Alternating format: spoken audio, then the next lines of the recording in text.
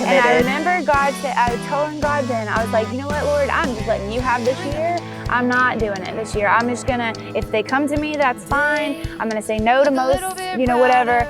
And I'm just trusting you. I have always had a big personality, and it was always a lot, and people didn't really always know how to handle it. And so I could see that happening in my daughter, and those seemingly normal tasks that I've done my entire life that I tackled with such confidence, I couldn't do. I couldn't do any of it.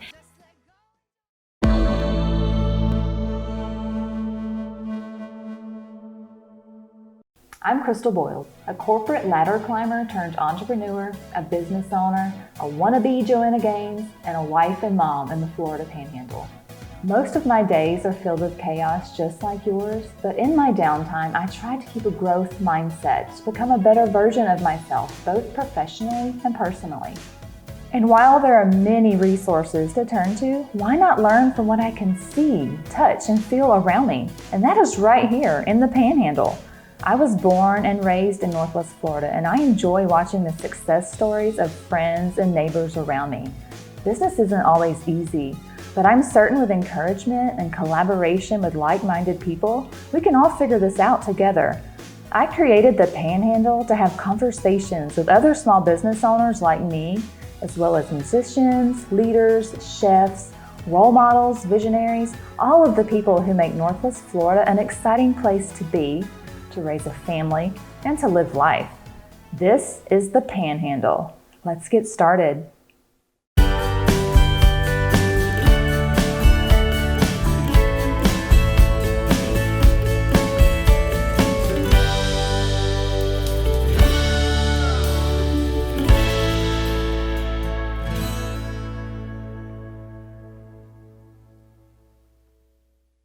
Hey everyone, and welcome to the Panhandle. Today's going to be a lot of fun.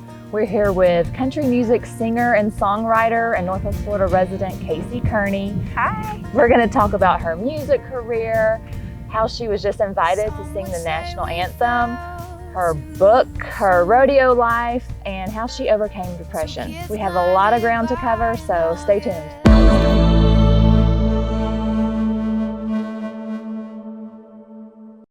Casey, thank you so much for coming on the Panhandle today. Thank you for having me. Super pumped. I told my kids, they're like, where are you going? Because I got a sitter today, and they saw I had on my cowgirl boots, and they were so excited I was actually coming to Casey Kearney's house. My daughter, I don't know if there's a way you can tell where people are listening to your music from. No. But okay, good. Because if there was this blue dot in Holt that's constantly on, I wanted to let you know that was just 4-year-old Quinn. You don't have to be worried. It's not creepy. Quinn will go, Alexa, play Casey Kearney all the time, all day long. That's so sweet. Well, she actually wants guns and glitter, but she can't say that very clearly, so she just says Casey Kearney, and it works out. I love it. That's so sweet. They're huge fans, and I'm excited. I got to wear my boots today. We were just talking how it's kind of hot, though. It's a little bit warm. It's a little hot, but I say I'm half Texan because my mom grew up on a dairy farm in San Antonio, but if you spend any time around me, you'll learn quickly I'm not a cowgirl. You're not really. No, the last time I rode a horse, it tried to bite me. So I don't know if I was doing something wrong or just they could sense They just can do it. They just bite when they want to. I got bit yesterday. You did? Okay. It happens. Okay, I feel better.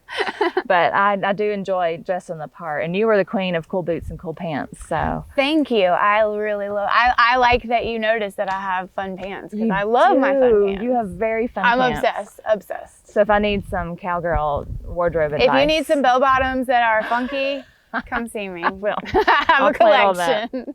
So I went to Baker School, and I had a very long bus ride. I was like the scenario, I was the first one on and the last one off. And so when I was little, me and my two friends, we would pretend to be country music singers. I was Dolly. Naomi was Naomi Judd, of course, and Jessie was Reba. And it was all fun. And I knew quickly on, though, I had no career in singing. At what point did you decide this is what I want to do, and how did you get started? So I loved those same kind of things. I think we're close to the same age. So I loved those same ones, Trisha Yearwood, Reba, all of it. And my sister, and we would just sing and jump on our bed and all that. But I had no thought then. I was 3 kids, 26 years old before I started actually singing in public, and I had horrible stage fright. That's when I started learning how to play guitar. I was giant pregnant when I started learning how to play any kind of instruments. So it was very much a later in life thing. I had already had several careers before I had ever settled in on music was what I was supposed to be doing. And it's the thing I've lasted the longest in, so that's fun. What made you want to get into music? It's one of those things that once you got bit and once I figured out I could do it, then I was really excited about it. And so then I really wanted to do it. And so stage fright was a big, big deal. And there was a family in our church that really, I started in church, and there was a family in our church that really helped me get my confidence and really just kind of taught me a lot about playing guitar. Every time I would I was self-taught, but I would pick the brain of every single guitar player I came in contact with, and YouTube. But they really helped me get over that, get over that stage fright. And then I entered this contest when I was watching them up there one time. It was at Destin Commons. I was watching this karaoke contest, and everybody up there was super nervous. They were really good singers, but they were super nervous, and they weren't entertaining at all. So I was like, wait a second. If I go up there and have fun, then and that's when it clicked. And so one of the judges came up. I ended up winning, and one of the judges, he's like, they had a better voice, but that stage presence is what got you. And so that's what I realized. If I'm having fun, they're having fun.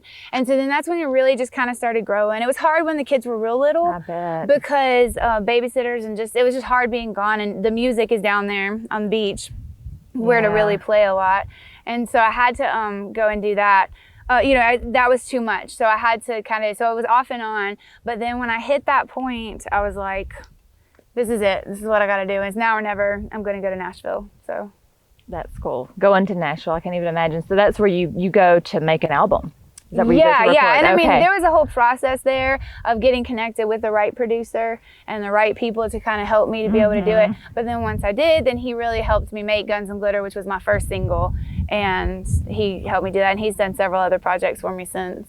And his name's Doug Cahan, and it's great. It's really fun. Who was your biggest inspiration musically? You mentioned Trisha Yearwood. And I had so many. And so that whole 90s country era was a ton. But then there was also the Christian music world that I loved. I loved the DC Talk and Amy Grant and all of these different things. So it was very diverse. And then, of course, my parents with the things that they liked to listen to, Eagles and Air Supply and all that fun stuff. And so, I picked up a little bit along the way from everything. You can do it all. Yeah, but 90s country, that was my favorite. That's what I loved. That's the baseline. You built from there. Yes. That's cool. Now, most recently, you released the song Waffle House. Yes. What's the story behind that song? My friends, Rob and Kelly, I met them at a show one time, and they told me their story just in passing, and they were like, yeah, we've been married for 30-something years, and our wedding night, we got married, and then we went and slow danced at a Waffle House, and I thought it was so cute. They didn't have like an actual wedding thing, Reception. And, yeah, that was the reception kind of thing, was at Waffle House, and I thought that sounded like a country song. So I just kind of wrote it and rewrote it, and me and Doug finished it, and it ended up being really fun. I loved it, and they've had really a lot of fun with the story and the song, and so I've loved it. They're kind of like stars now. Yeah, and so then we did the video, and we used them and then their mom, them and her mom and their daughter to kind of like age progress. Oh, cool. So everybody in the video is actually like kind of related. They're the story. Yeah, and it makes the whole story an age progression thing, which I loved that whole part of it. I didn't realize that. I just thought you had actors that you had lined up. So the middle couple is the actual couple. Them. That's the younger one's their daughter, and the older one is her mother. And so it was really sweet. It was such a fun day for them, and to see them be able to do all that, it was great. Was that your first music video? That was my very first one, and I'm actually emailing back and forth this morning with, we're setting up for the second one. Oh wow, that's exciting. I noticed a lot of the scenery in it, and that was just neat to see as a local. Yeah. Twin Hills Park was a lot of We did Twin Hills, we did that Waffle House on 90, and then, we did it at my friend's house. She lives like north of Crestview. We did some of it there, and then we did a little bit at Cospa, like behind the coffee house. They have a beautiful courtyard that it's just the hidden gem of Crestview. And so we did some of it there. That's where they proposed in the video. Yes, right? That's exactly right. I know my Crestview area. You do. But it was fun to watch. Bo enjoyed watching it too. It's very sweet. The next one's a lot more dramatic, so I'm excited. Yeah, it's totally different. I'm excited. It's gonna be fun. A lot of your songs tell stories, and I'm sure that takes a tremendous amount of just creative energy. So what is your work style? Do you treat it like a job and you work on it so many hours a day, or do you just disappear and immerse yourself into it to knock it out? I wish that I did. I wish I was disciplined enough and I had like the organized life enough to be able to say, this is my writing time and this is what I'm doing, but no. And life so happens. With 3 kids and then they're homeschooled and then they rodeo and just gig life and just everything, it's not that way. And so I used to get frustrated. I used to try to write at home, and then now I've understood that it's impossible. So I get interrupted too much and it interrupts my thought process and it gets frustrating. So I really do better if I write ideas down all the time, every day, all day, write down ideas, and just in my phone, in my voice memo, all that. But then I go away for a few days and then just lock myself in a hotel room and I just write and write and write and write. And so, or just go with my friend, Doug, my producer up there, and then we'll go and write and finish. I'll be like, hey, I got these ideas, and we'll finish writing them, that kind of thing. So a lot of people, they write every day. I wish I could. I don't have the... So you're a sprinter. My life isn't that way. Yeah, it's just that it doesn't work that way. And maybe someday it will, but right now, this is the only way I can get it done. This is the season.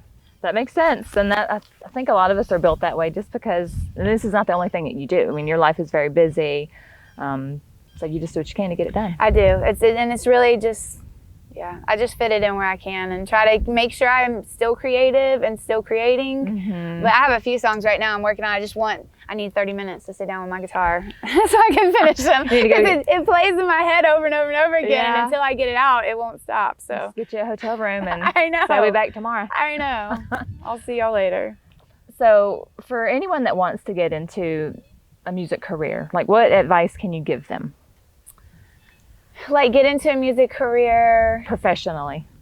I want to do this, and I want to do gigs, and I want to make a learn CD. how to play on your own. Don't have to count on other people, because when you have to count on other people, then it's going to end up being frustrating, and that was a huge frustration. So it was one of those things that I came to a head that I'm like, I'm either going to have to do this myself or what. That's one major thing. Another thing I would say, just on a practical level, play all the genres. Play as much different diversity as you can, and don't stick yourself in one particular thing, because you can reach a broader audience. And so that's a big deal. One thing I've learned, and how to read a crowd. Learn early how to read a crowd. Know who you're playing to and what they want, and then that's when you can keep the room having fun. And so that's part of being an entertainer versus just somebody up there playing some music. As far as practical, don't take things personally. If you're playing and they're not clapping, don't take things personally. They're just talking. They're eating dinner. And those kind of things. And when you're going to get a whole lot of no's before you get yeses. Whole lot of no's before you ever get any yeses. And just don't quit. So when it's that time and you're getting all those no's, don't quit, because then you're going to quit before you actually start your yeses. And then you're not going to miss the fun. You're going to miss the fun part. You'll sell yourself short. Yeah, there really is that whole, you've got to put in the work before you can. And there's different sayings of you're going to write 100 terrible songs before you'll ever write one good one. And you're going to, play 100 gigs that's going to be awful before you'll actually get. And I mean, some of it's true and some of it's not true. But I still have one of the songs. It was one of the very first songs I wrote that I still play. So it's not like it's all the way true, but it is. You got to put that time in. And get thick skin. Yeah, get thick skin. Lord. It's rough out there. It's cutthroat. And just be nice. Don't be a jerk. Gosh. There's so many people that are so mean. There's no reason to be mean. There's enough music fans for everyone. That's good advice. You heard it right here. That was That was a whole pile of information. Don't be a jerk. I love it. We could all use that advice from time to time. Yes. So this is a career for you. Whether we like it or not, there's always like the boring business side of things. Yes. Like, do you do your own invoicing? Do you track your own expenses, or do you hire that out? I've tried to hire it out. I've tried several different ones, and I've had several different ones. I've done it both ways, and I always end up back doing everything myself, and it's not good. I need somebody really bad. But I do end up doing it myself, just because if I have to prepare everything first I feel like I'm still doing the work, Mm-hmm. And so, yeah, there's a whole business side. And I would go into the advice of it too. Learn marketing and learn social media stuff. I am a podcast nerd. I listen to so many, and I'm a nerd.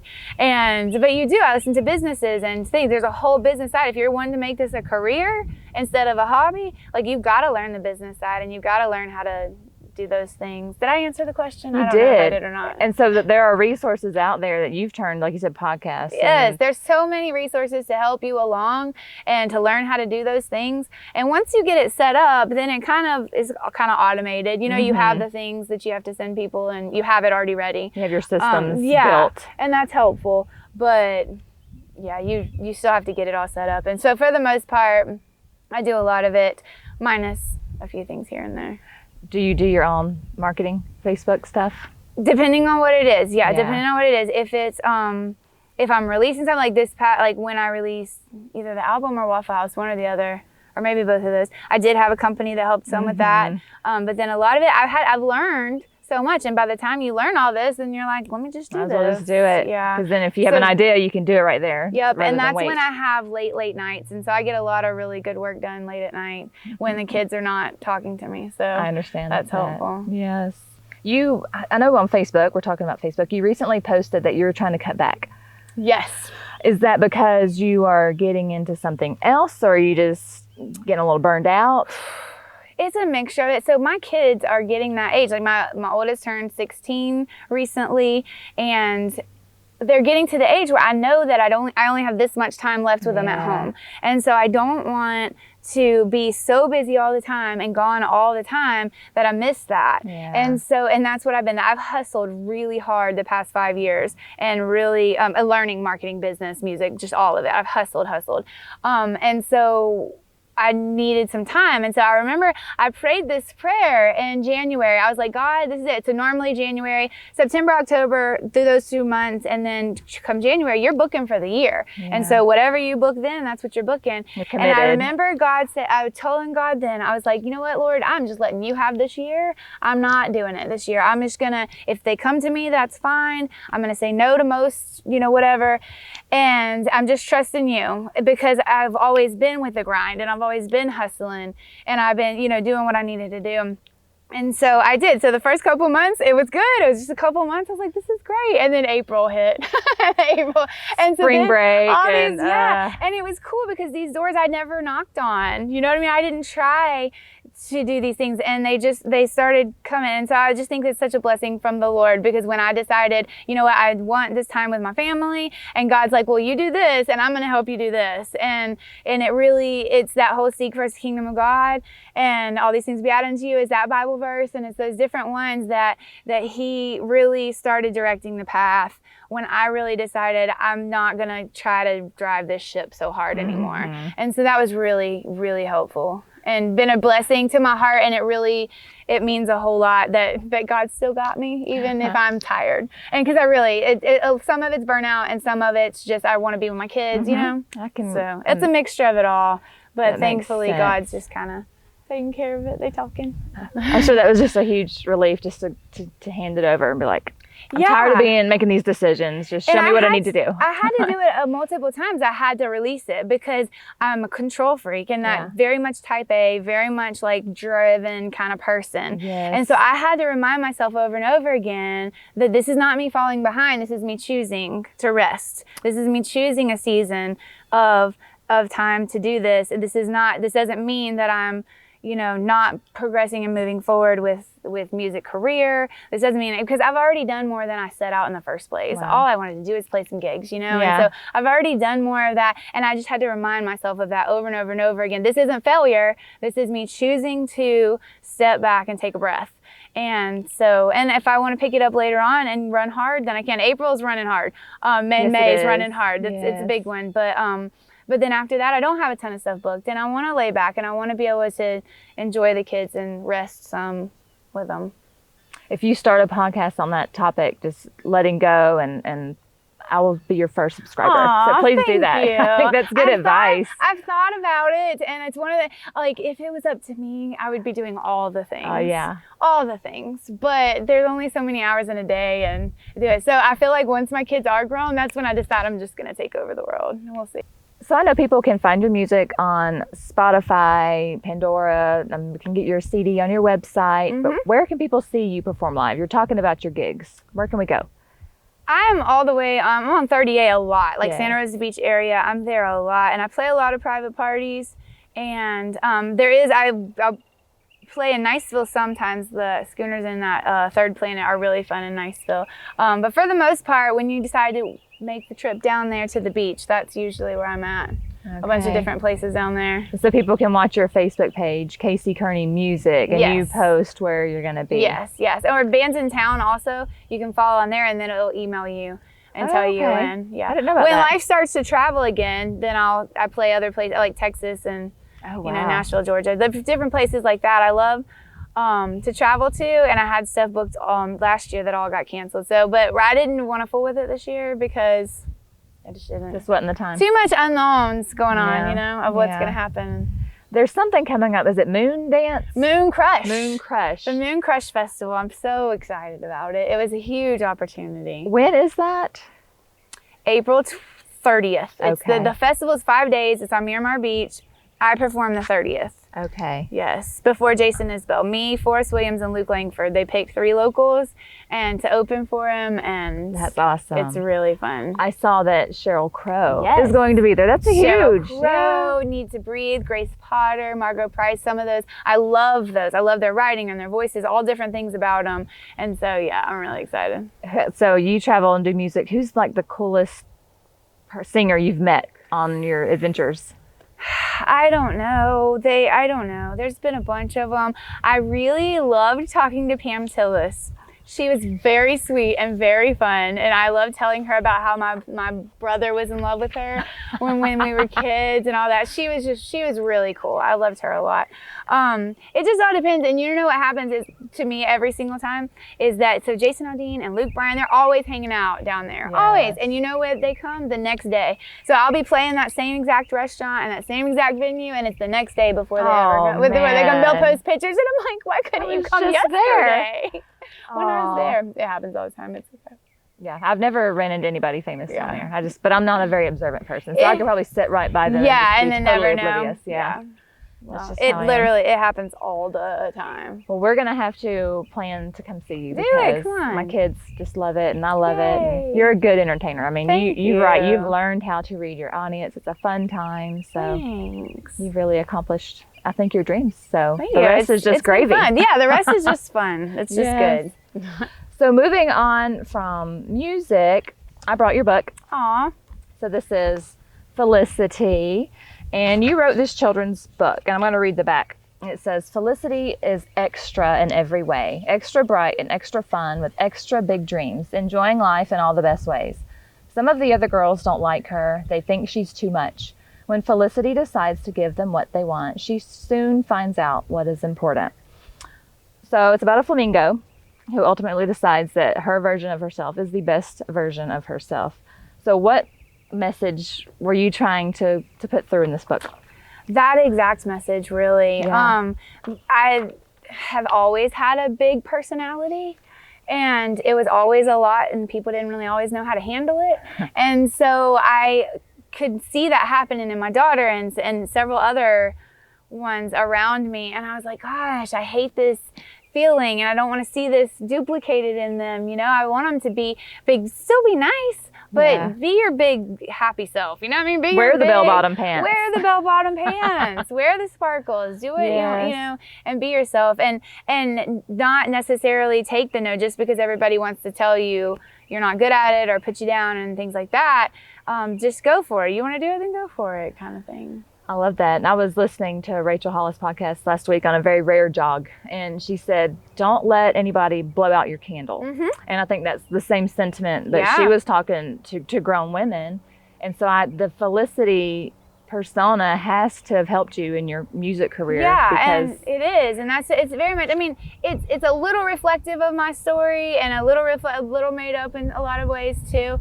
It wasn't necessarily mean girls. It was a bunch of mean old men that were mean about me and my music. Oh. But the thing is that it's in all of us. And so my book, even though it's written like a children's book, it's been grown women who have really responded to the message and they bought it for their other friends. Like, my mom needs this, my friend needs this, my sister needs this. So it's been grown women who have really resonated with it, and their kids too. But So you co-wrote the book with your daughter, Annabelle. yes. How old was she at the time? She was 10, I think, 9 and 10. That's so sweet. Do you think at that age she got the message? She knows what y'all were trying to tell people. I think so, yeah. And she, a lot of it was that she inspired it, and a lot of it that she helped pick out. My sister illustrated it, so she helped with the illustration part of it. And I think that she was getting it. And I loved when she came back and wrote, like in the back of the book where she wrote her little note to it. I loved it because that really was her getting the message and saying that other people.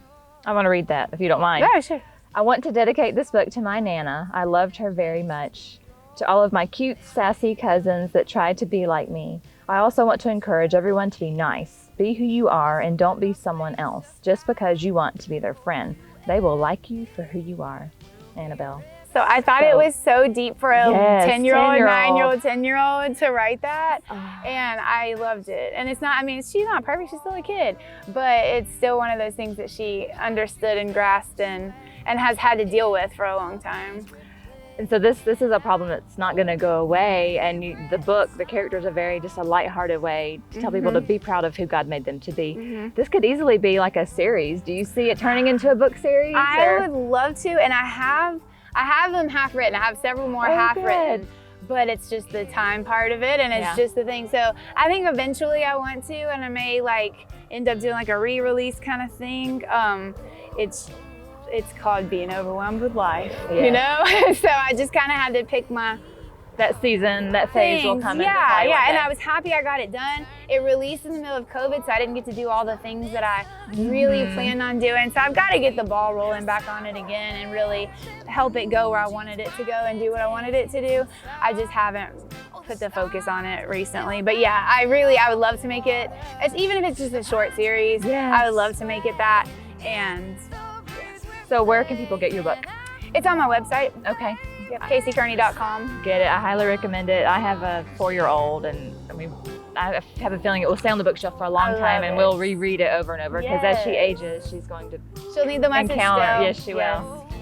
So Casey, thank you for letting us dive into your music and literacy careers. And when we come back, this isn't all Casey does. She's a wife, she's a mom, and so we're going to talk more about her home life, her rodeo life, and then get a little deep to talk about how she overcame depression.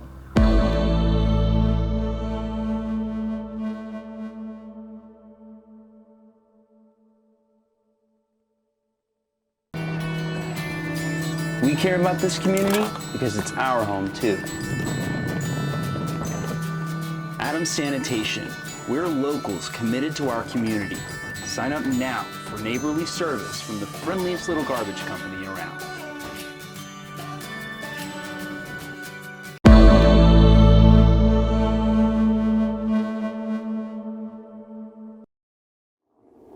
So we're back with Casey. We're going to talk a little bit about home life, and you live on a dirt road. A very long dirt road. Yes, you do. It was very long to get here. It's beautiful though, and your farm, your ranch is so beautiful. What is it like living this country life? It's wonderful. I feel like I have a double life a lot of times because it's completely beach tourist music life down there. Yes. And then up here, it's very much country life. I joke a lot. It's camouflage and cowboy boots all the time up here, but it's really fun. I hate the dirt road, despise the dirt road, but it is beautiful. It's peaceful.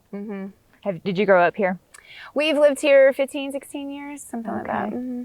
So you homeschool your children, and that allows you flexibility to get into the rodeo sport. I know nothing about the sport. So do your kids do they participate? Like, is it actual competition? Yeah, it's very, very competitive. And they were in school at the same time. So I was gigging, they were rodeoing, they were just getting started. And we found that I don't know how people do both, because it was really tough. And I was apologizing to teachers all the time because we were either late or messed up, whatever, because you travel a lot with rodeo. And they dove in. Then when they found their passion, they dove deep. And so they practiced like every single day, every chance they can possibly get. And it's really, I mean, it's intense, and it's a lot, it's physically and, you know, just everything. And so they do really, really well in it. It's very fun. But they also work their butts off at it. And so we love it. It's really fun. But homeschool gives us that flexibility for them to be able to do that. They also love to work.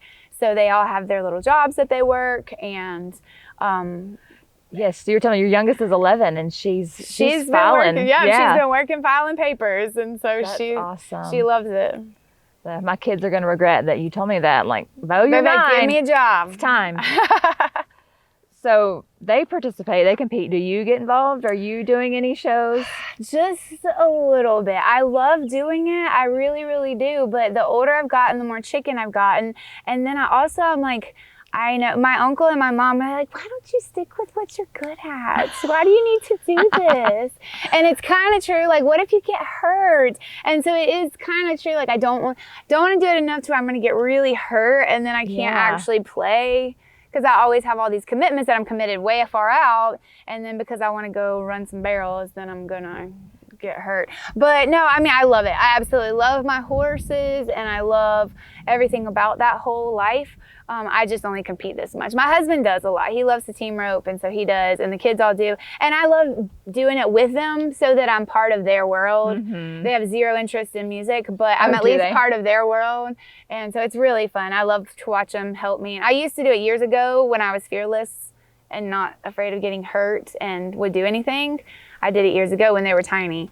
And then now, I don't know. Now I'm kind of more of a chicken than I used to be. Well, I fell on my knee 2 weeks ago or 2 months ago, and it took forever. Like, we don't bounce back as quickly. So I can imagine I had a couple concussions, and I had quite a few like injuries in my 30s that have made it to where I'm kind of like, I know how long it took to heal from that, so I don't want to get hurt. But I love doing it, and I don't want to quit. And I'm afraid if I don't do it now, I won't do it when I'm 60. So So you're just taking a little bit. I'm trying to. Yes, I'm trying to. Y'all just came off a pretty big rodeo weekend. We did. Was everybody healthy? All their bones? Everybody's good. Okay. Everybody was good. Any big wins?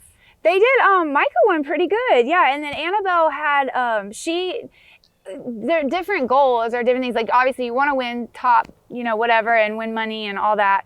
But for her, she got 8th place, but it was a huge accomplishment because we're talking some of these girls compete at the pro level. So for her to finally make that top 10 was a huge accomplishment for her. So she may not have come home with money, but she was really proud of that. And so people, if they want to get a taste of what that life is like, you do share a lot of that on your Casey Kearney Music Facebook. So that's been fun to watch because, like I said, it's foreign to me, but I try to share some of it without being like overload because I know that it is. And a lot of times there's not a signal where we're at because we'll be middle of nowhere, Alabama. But yeah, it's good. I like watching it, so keep it up. Thank you.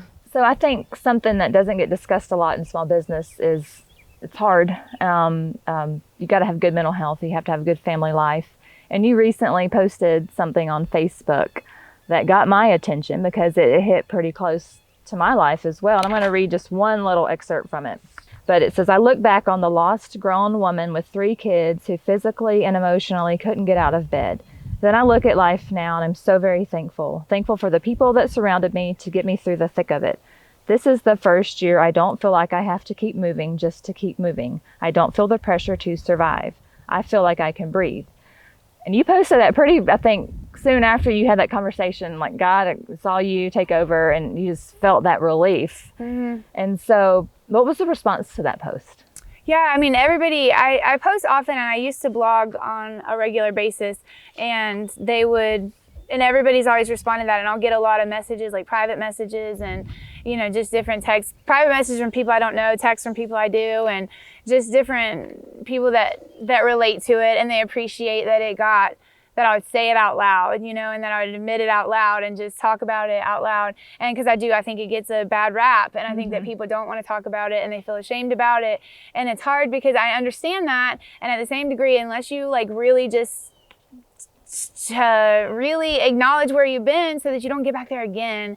And I think that using the word overcoming depression is interesting because I don't know that you necessarily, I mean, you do overcome it, but it's a constant thing. And so it's a constant thing that I have to be aware of, that if I run myself too ragged, or if I let myself get too overwhelmed, or if I'm putting too much pressure on myself, I can easily get myself back into that place to do it. And so it's a constant awareness that I don't want to go back there again. And so I'm fiercely fight for, you know, just my mental health and for our marriage and for, you know, our kids, and as to be a better person and a better mom. Because if you're not aware of it, then, you know, you can go back there. I think more of us are there than we realize, because we don't slow down enough to just really acknowledge how we're feeling. Right. At what point did you realize something's got to give? This isn't working for me. Mine was a hardcore meltdown. It was, and I mean, I had to make changes, and I had to make baby step changes to where I couldn't go into Walmart. I would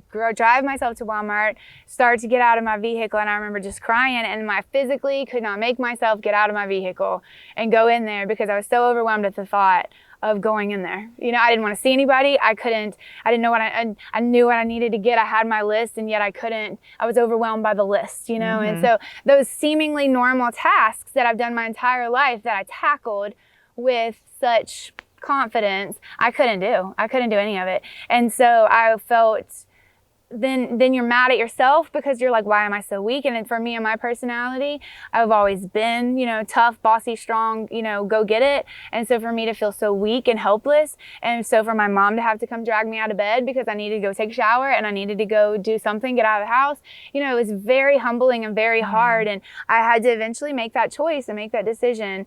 Baby step, baby step, baby step. And I had friends that had been through it.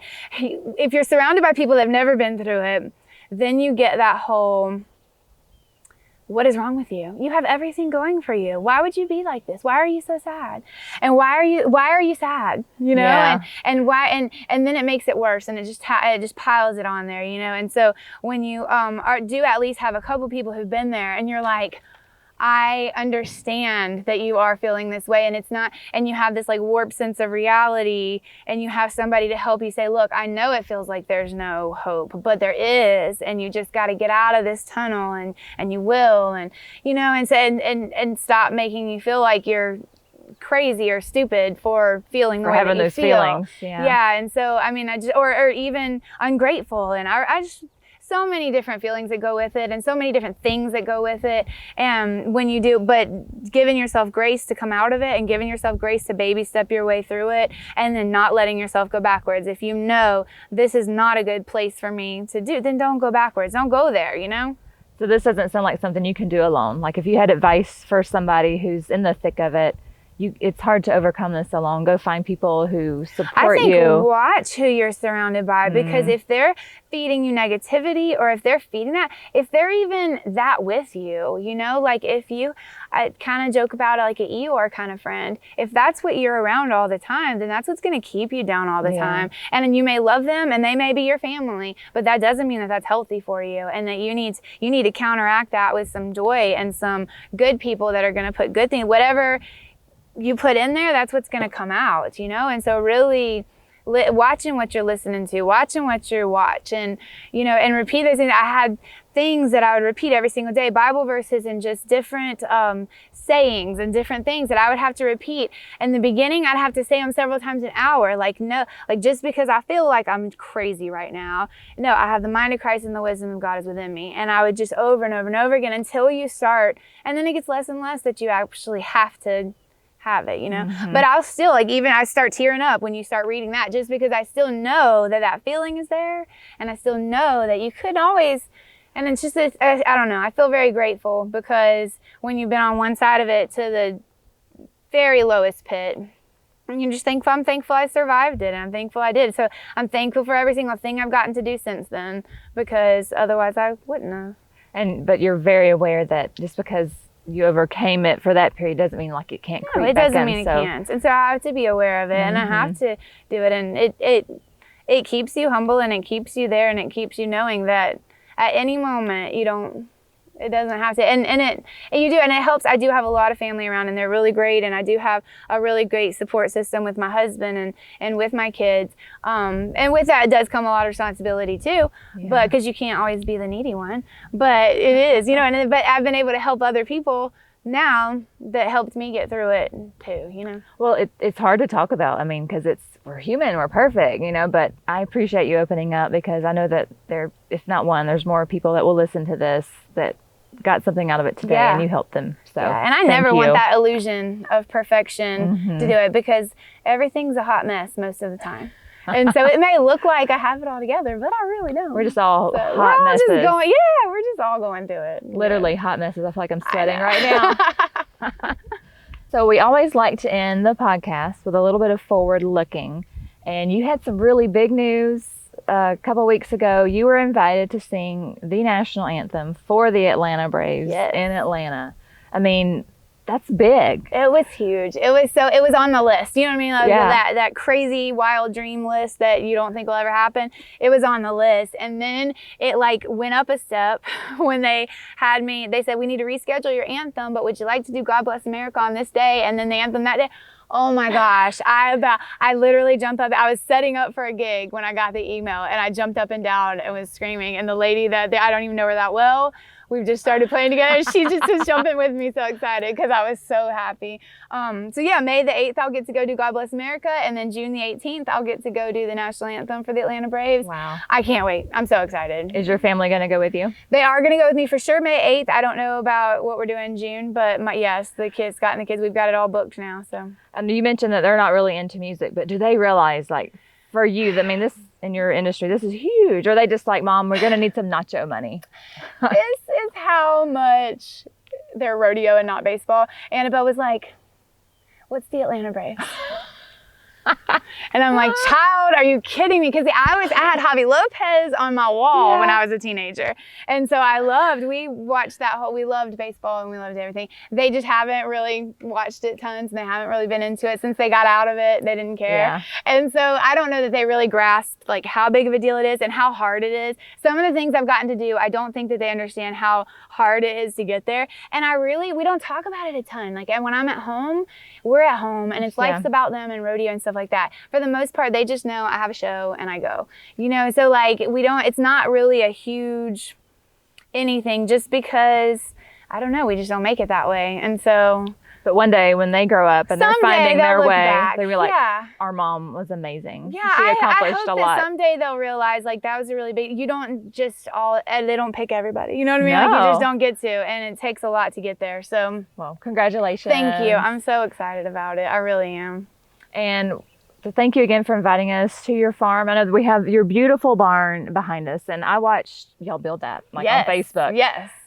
I am so envious. You have skill. You have. I have a little bit. You have a tool belt. I mean, you know how to wire a chandelier, and I'm like, Nathan, the light bulb's broke. Can you fix it? I don't know. I have no skill. So did you just grow up learning? I do what I'm told. Okay. So Scott has all the skill, and I just do what I'm told. Okay. So I follow instructions. If I need to learn how to do something, I have wired plugs and lighting and things like that, I YouTube it, and then that's how I find out. Because I'm just kind of if I need it done, I want it done.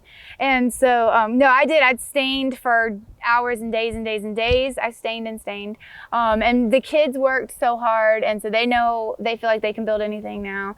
And so we did. We all built it late nights. Family project. Months and months of it. We were so happy when it's done. So that's what I was going to ask, because I don't know how that would work for us. I mean, Scott didn't end up sleeping in the barn. It was a happy ending. It was happy ending, and it was a relief. There were tears. I was like, is it ever gonna finish? And then finally I was like, can we please just hire somebody to do this, and somebody do this, or it's never gonna get done. So we did hire a little tiny bit of it out, but overall, it was us. My father-in-law came over all the time. I mean, we're talking every day. Yeah. Well, it I'd was a good year. I'd come home from gigs at night. I'd come home from gigs 10:30, 11 o'clock. They're still out here working. They'd be out here till 1 o'clock. Oh, it was bad.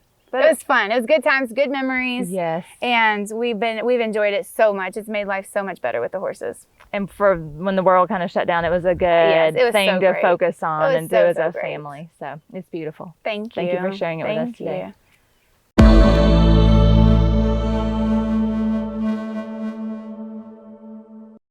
So it's been a real treat to talk with Casey today. I think you've shared a lot of wisdom. So thank you for your time. We probably should wrap up, but we're going to be like little lobsters. We're going to melt. We are. So we appreciate Casey, and we hope that you enjoy listening as much as I enjoy talking with her. And we'll be back in 2 weeks' time. I'm going to catch up with Sue McCool. She is the owner of Third Planet Brewery. That is a craft brewery in Niceville, Florida. They have some amazing beers. They've seen explosive growth since they opened in 2015. You mentioned you play there. It's an amazing venue. I love it. And they're great people. And that she has some very interesting business experience and stories to tell. So stay tuned.